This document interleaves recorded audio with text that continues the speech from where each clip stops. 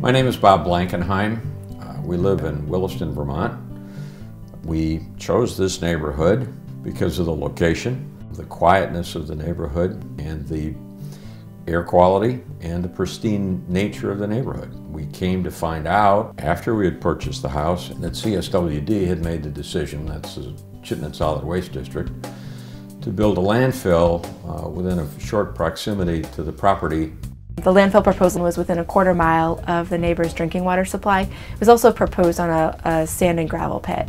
You don't build a landfill in a gravel pit anymore. That was old school technology. The current technology says that if you're going to build a landfill, you put it someplace that has a natural clay base that's extremely thick because the clay retains the moisture, retains the toxins, etc. You put a landfill into a gravel pit or a quarry or something like that, you're going to have seepage. The EPA has said many times that every landfill will eventually leak. It's just a matter of time before the acidic, toxic juices that are created in landfills eat away through the layers of lining and seep down into groundwater. In this situation, that groundwater happened to be drinking water supply, and so there was a real threat to both the environment and human health. We did our due diligence where we looked through our real estate agent before we bought the property.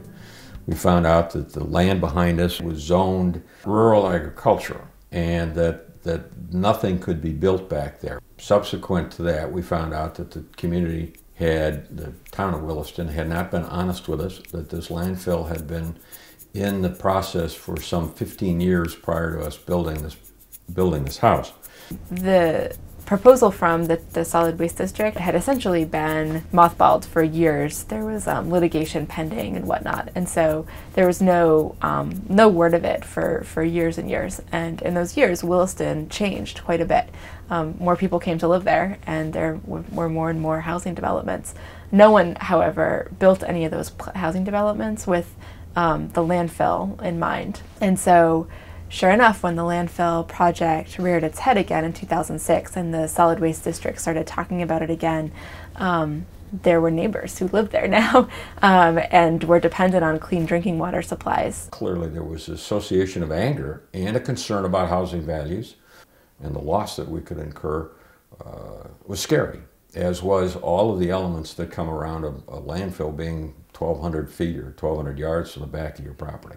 There's a larger kind of public policy question at stake in proposing a new landfill, and that is whether the state would be investing taxpayer money in reducing waste, so in more aggressive composting programs and collecting recycling and increasing recycling rates, or would they be investing money in landfills, which would be a long-time investment and a hazard. One way or another, the taxpayers and the residents of Chittenden County would have paid for that landfill to the tune of well over $100 million. There's a group, and they call themselves the Williston Neighborhood Coalition. They got word of this, and they consulted a lawyer, and the lawyer sued on their behalf. So they also reached out to the New England Grassroots Environment Fund, which is a group that provides sort of small grants to ad hoc neighborhood groups working on environmental issues. And so they gave me a call and said, "Do you know about this? There seems to be a group working to oppose it." And so I gave the leader of the group a call and explained the services that we provide, and he was glad to accept because they hadn't yet considered a political strategy, essentially doing any kind of grassroots organizing work to try to influence the decision. Instead, the only route they considered was legal. We're talking about a group of homeowners that, when you get into this kind of an arena, clearly struggle. You know, in business, you know your business, and you know what to do. You know how to do it. You know how to structure your strategies. Clearly, in this arena, we didn't, and there wasn't anybody that had any kind of expertise in how to do this, and how to do it politically. Now, the thing that Toxics Action did for us, and really helped us out a lot, was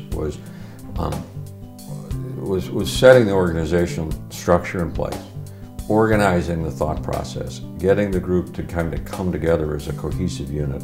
The organization that they brought and the ideas that they brought, the concepts of how to go about doing this.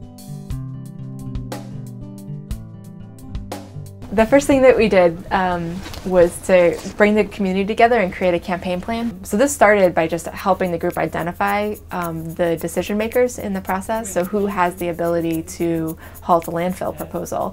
And then the next step is how do we influence them. We went through that kind of strategy session with them and identified the Chittenden Solid Waste District as the most obvious and most local decision maker that the group could work to influence. We worked with the group to develop a message that elevated the issue beyond a backyard issue and into a larger state question about where resources went towards more waste disposal or towards more waste reduction.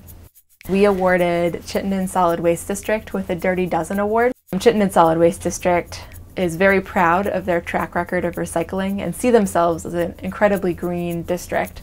And so this essentially called them out publicly. We continue to do press work through the following fall, and then the state engaged this statewide process to identify waste reduction opportunities, and the group engaged that process and helped to draft those recommendations, and so that process continued for 2 more years.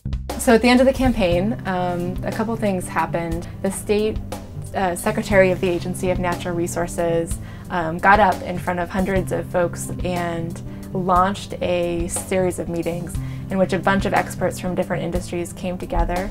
In that speech, he essentially, he clearly stated that a new landfill was not what the state needed. After that, Chittenden Solid Waste District, their board started a conversation about other things to do with the land, and so actually a new composting facility just got up and running on a part of the site. They built a composting facility on the property behind us. What we're looking to do is to get to the zero waste model. Clearly the composting takes stuff out of the waste stream. Again, what we're looking to do is to take the waste stream down to a point that the existing landfills in the state plus the economics of building another one just don't make sense. It's not everyone that when a problem comes along in a community is willing to stand up and to take action and to take it on.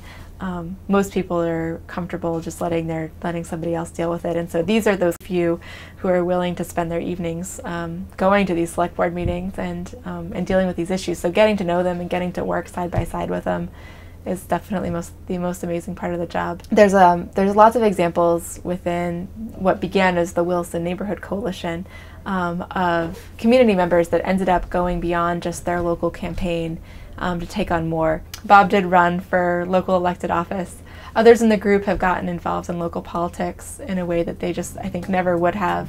But this experience taught them very clearly that important decisions get made at select board meetings and at zoning commission meetings and at solid waste district meetings, and that they could be an elected representative of their town and have a say at those meetings, a direct say, and so many of them have gone on to do that. Toxics Action supported us without any cost, and the fact that they can lend their support and lend their expertise on how to get things done to people that don't have that resource is key.